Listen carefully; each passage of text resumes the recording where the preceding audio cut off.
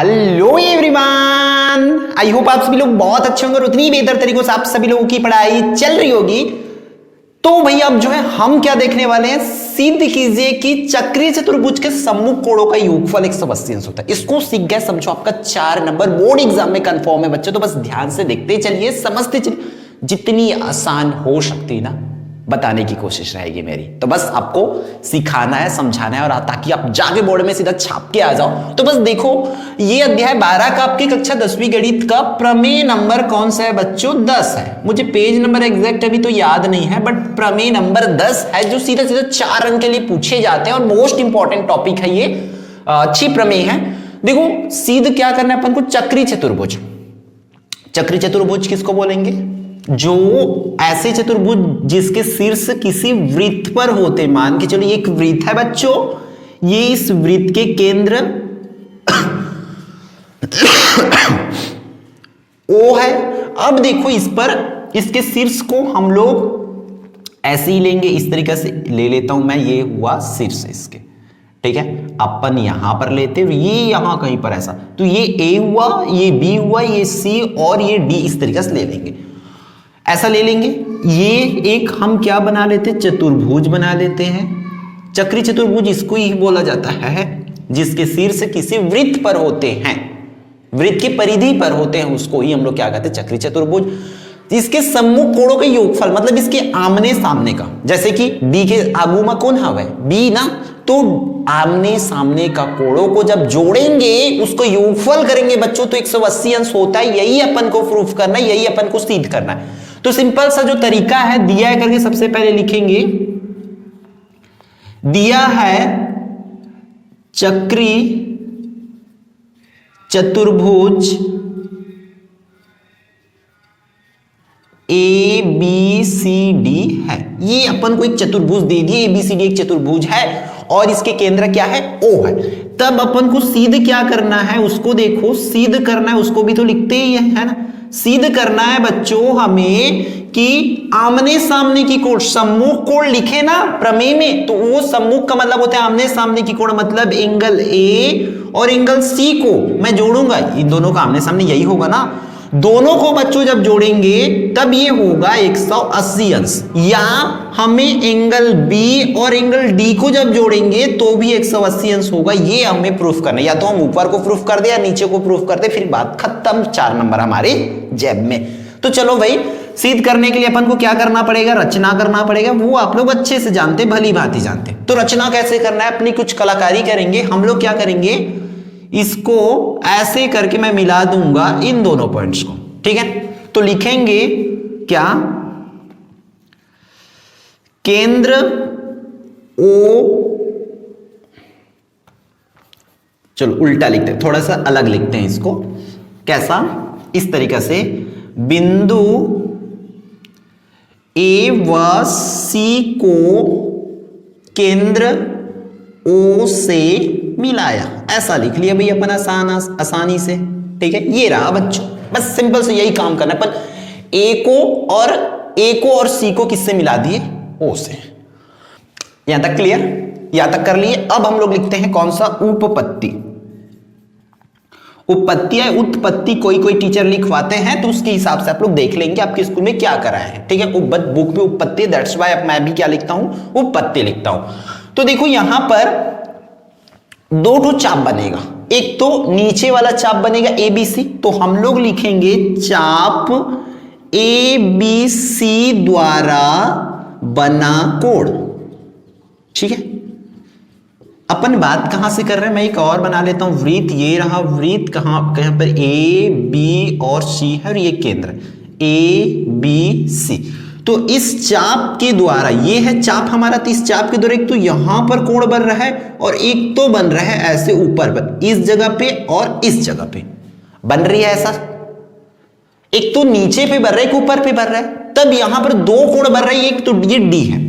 तो होता क्या है, समझो एक कॉन्सेप्ट है, एक प्रमेय है। इस प्रमेय से भी पहले अंदर की कोण है जो बाहर के 2 गुना के बराबर होता है। अंदर की कोण मतलब केंद्र पर बना कोण बाहर में कहीं पर भी कोण बनता है तो उसके 2 गुना के बराबर होते, ये है उसकी कॉन्सेप्ट।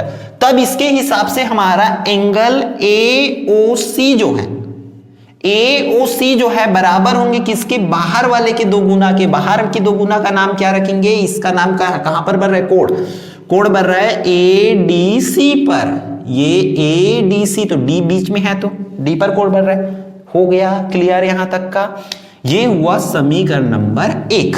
ऐसे आप लोगों को करना है। फिर देखो एक और चाप, एक और वृत्त बना लेते हैं अपन ऐसा करके। ये फिर से बच्चों हमारा केंद्र O है, A B और C यहां कहीं पर है, A B C और यहां पर है आप लोगों का D। तो फिर से इसको मिलाएंगे ऐसा, चलो इसको नहीं मिलाते। अब हम लोग चाप किसको लेंगे, पहले A B C तक लिए थे, अब हमारा ऊपर वाला चाप है।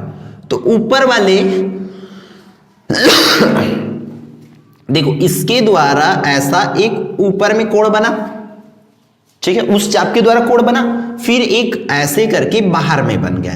तो यहां पर ऐसा दो ठो कोण बन रहा है, ठीक है। तो वो दोनों कोण भी बराबर होंगे आपस में इस तरीका से। तो लिखेंगे चाप CDA द्वारा बना कोण।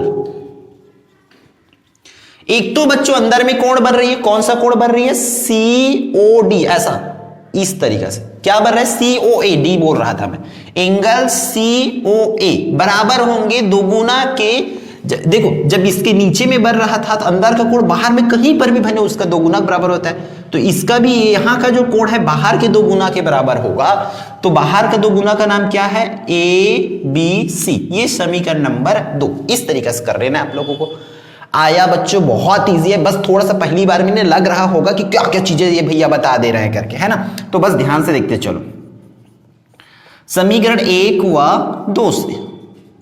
दोनों समीकरण को बच्चों आपको क्या करना है, जोड़ देना है। कैसे, एंगल AOC एंगल COA बराबर होंगे, इसको जोड़ दो 2ADC प्लस में दो गुना के बराबर होंगे ABC के। इस तरीके से जोड़ दोगे। अब इसका मान जो है AOC और COA, मतलब कहां पर AOC, तो ये पूरा कोण बच्चों, ये पूरा कोण कितने अंश का होगा, पूरा कोण 360 अंश का होता है। दैट्स वाई अपन बच्चों यहां पर लिखेंगे 360। और इसमें से मैं 2 को कॉमन निकाल लेता हूं। 2 को कॉमन निकालेंगे बच्चों तो हमारे पास बाकी क्या रहेगा, ADC और एंगल ABC। इस तरीके से 2 बाकी रहेगा, ठीक है। अब बाकी पोर्शंस यहां पर देख लो, यहां तक क्लियर है आपको। 2 को भेज दो तो वो आ जाएगा इस साइड बटा में 360 की बटा में आपका 2 आएगा। अब उस साइड सिर्फ बाकी कौन सा रहेगा, ये वाली कोण। तो मैं इस कोण को ADC को सिर्फ D बस लिख सकता हूं क्या, सिद्ध करने के हिसाब से, क्योंकि D पर ही तो कोण बन रहा है। और ABC को B पर कोण बन रहा है, इसलिए उसको क्या लिख लेंगे, B लिख लेंगे ऐसा।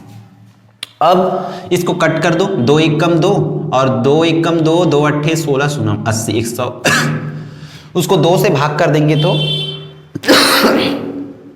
आएगा कितना, 180। तो ये इसको लिख लेंगे एंगल B प्लस में एंगल D। तो देखो दो कोणों का सम्मुख कोणों का योग कितना हो रहा है, 180 अंश हो रहा है। यहां तक सिद्ध हो गया।